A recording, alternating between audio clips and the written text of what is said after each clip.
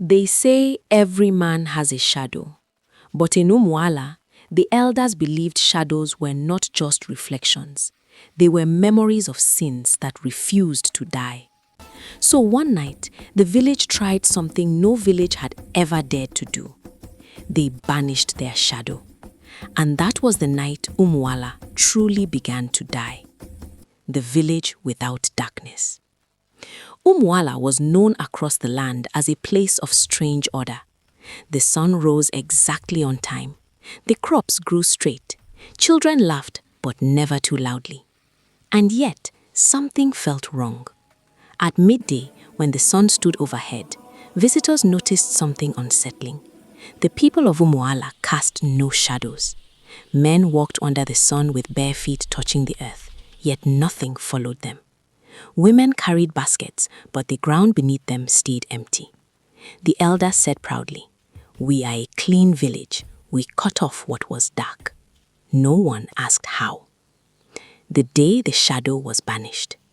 Years ago, Umu-Ala had suffered drought, sickness, and madness. Children fell ill without reason. Goats screamed at night. Dreams turned violent. The diviner gave a terrifying verdict. Your shadow has grown heavy. It carries blood, betrayal, and broken oaths. The elders gathered the village at the old Irokutsi. Drums were beaten backward. Names of the dead were whispered into calabashes.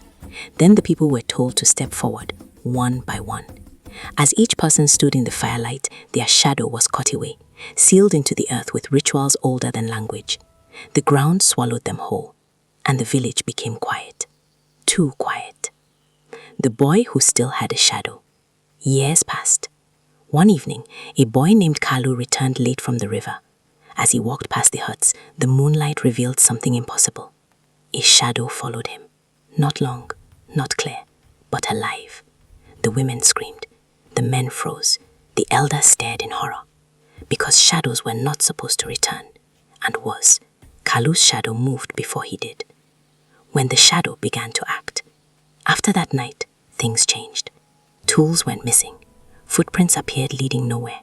People heard their own voices calling them outside when they hadn't spoken. At night, shadows crawled out from under huts, stretching across walls like wounded animals.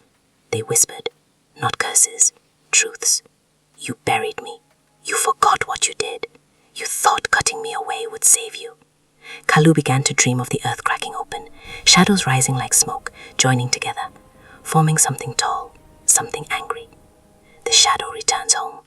On the night of the blood moon, the ground beneath Umu-Ala split.